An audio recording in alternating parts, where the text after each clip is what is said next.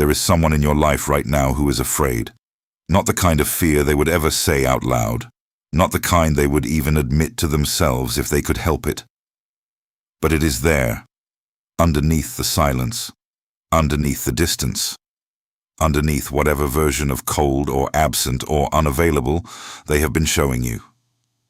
Something in them has registered what is happening. Something in them knows that this time feels different, and something in you knows it too. Perhaps you have been pulling back, quietly, slowly, the way a tide retreats before anyone notices the waterline has moved. Perhaps you have stopped reaching out first. Perhaps you have simply gone still. And in that stillness, something has shifted. You can feel it, even if you cannot name it. The dynamic between you has changed. And the change is coming from you. Maybe you did not plan it this way. Maybe you did not decide one morning that you were done. Maybe it happened gradually. One unanswered need too many. One moment of being unseen that finally settled into something permanent inside you. And now you are here, quieter, further away, and wondering what is actually happening, in them, in you, in the space between you that used to feel so charged. What I am going to show you tonight will change the way you understand this entirely. Not just what is happening in them, but what it means, at a much deeper level, for both of you.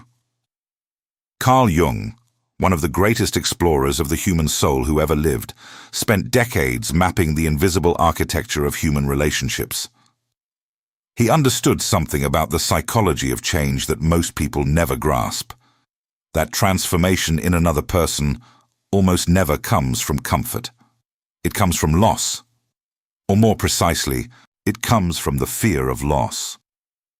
The concept that unlocks everything I want to show you tonight is individuation.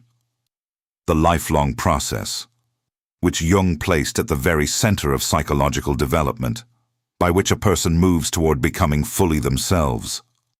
Not the self their wounds created, not the self their defenses constructed, but the real self, the one that can only emerge when the old patterns are no longer sustainable. And here is what Jung observed with extraordinary precision. Sometimes, the most powerful catalyst for another person's individuation is not anything you do toward them. It is what you finally stop doing. It is the moment you begin to withdraw, not as punishment, not as strategy, but as the natural consequence of your own soul no longer being willing to contract itself to fit a space that was never built for it. Jung observed that the human psyche has a remarkable capacity to ignore what is comfortable, and a very limited capacity to ignore what it is about to permanently lose. When someone has grown accustomed to your presence, your patience, your warmth, your willingness to stay, your consistent reaching toward them, they build an unconscious architecture around that certainty. They do not think about it. They do not appreciate it, most of the time. They simply rely on it, the way you rely on gravity. It is just there. And then one day, it starts not being there. And the psyche, which had been sleeping through the relationship, in a way lulled by the security of your constancy, wakes up. This is not a metaphor. This is a documented psychological shift. Jung would frame it in terms of the unconscious being forced to surface what it had been carefully managing to avoid. The comfort of your presence had allowed a certain avoidance to continue. Avoidance of intimacy, of vulnerability, of the parts of themselves that they had never fully faced. Your consistency gave them permission to stay exactly as they were. Your withdrawal removes that permission. And now the unconscious has to reckon with something it had been successfully postponing. You have felt this shift, haven't you? Even before you fully understood it, something in the way the dynamic changed when you stopped being so available. Something in how their energy moved differently when they could no longer take your presence for granted. You noticed it, perhaps with a complicated mix of sadness and quiet recognition. And somewhere in you, you already knew this. Not consciously, not as a plan or a tactic, but something in you knew that the only way anything real could change was if you stopped holding the space where the avoidance lived. Here is the paradox at the heart of this. The person who never feared losing you is now terrified because you have finally stopped being afraid of leaving. This sounds like a reversal of power. But Jung would say it is something far more significant than that. It is a reversal of psychological function. For a long time you carried the fear for both of you. You were the one who felt the fragility of the connection. You were the one who managed the distance, who reached across the gap, who stayed tender even when tenderness was not returned. And in carrying all of that fear, you inadvertently freed them from having to feel it. The moment you put that fear down, the moment you stopped managing the distance and simply began living at a new one, the emotional weight redistributed. The fear did not disappear. It moved. And now it lives in them. And fear, Jung understood, is one of the most powerful engines of psychological change that exists. Not because it is pleasant, but because it forces a confrontation with what has been avoided. The psyche will organize itself around comfort for as long as comfort is available. But when comfort is replaced by the genuine possibility of loss, something that was sleeping becomes urgently, painfully awake. This is not cruelty. This is not strategy. This is simply what happens when you finally honor your own reality. When your inside and your outside begin to match. When you stop performing a connection that has cost you more than it has given you. And in that honoring, something that was stuck begins to move. Now let me show you how this actually unfolds. The stages through which this process moves, in them and in you, and why each one matters. The first stage is what you might call the period of assumed permanence. This is where the relationship has been living for longer than you may realize. In this stage, your presence has become a given. Not consciously. They may have expressed affection, may have shown care in certain ways.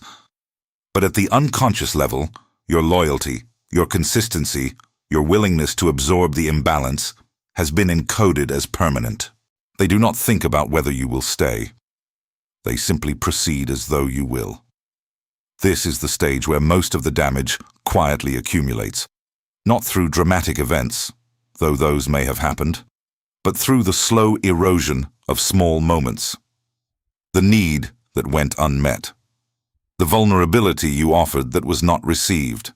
The version of yourself you kept making smaller so that the dynamic could keep functioning. You may have spent months here, perhaps years, and during this time, from the outside, nothing looked as though it was breaking. But inside you, something was. The second stage is your withdrawal, which is rarely a single decision and almost always a slow accumulation that reaches a threshold. Something in you stops. Not all at once and not always visibly. But you stop reaching first. You stop softening the silences. You stop making it easy for them to remain exactly as they are. This is not a performance. It is exhaustion finding its own form. It is your psyche finally refusing to sustain an arrangement that has been draining it. Perhaps you stopped replying with the same warmth. Perhaps you began making plans that did not include them without feeling the need to explain yourself. Perhaps you simply became genuinely interested in your own life again, in a way that left less room for managing theirs. From the outside, the change may have looked subtle. From the inside, from their inside, it was seismic. The third stage is their awakening, and it rarely looks the way you might have hoped. When another person's unconscious is confronted with genuine loss, the first response is almost never grace. It is disruption. It is anxiety finding various indirect forms of expression. It might look like sudden increased contact, reaching out more with a new quality of urgency that was absent before. It might look like irritability or confusion or a strange kind of searching energy. It might look like them bringing up old conversations, old moments, things they had never addressed before. What is actually happening beneath all of this, according to Jung's framework, is that the psyche is being forced to reorganize. The structure that was built around your presence, around the certainty of you, is no longer stable. And a psyche in the process of reorganizing is not a comfortable thing to be near or to be inside. This is not a sign that nothing is changing. It is frequently the most reliable sign that something finally is. The fourth stage is the threshold, the moment where the change either deepens into something real or retreats back into old patterns. This is the most delicate point, because this is where you are asked to do something genuinely difficult.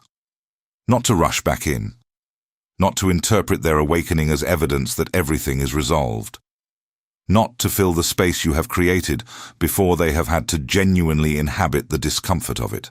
The threshold is where your own work becomes most visible, because what you do here will determine whether this becomes a genuine transformation in both of you, or simply a temporary recalibration that eventually returns to where it was.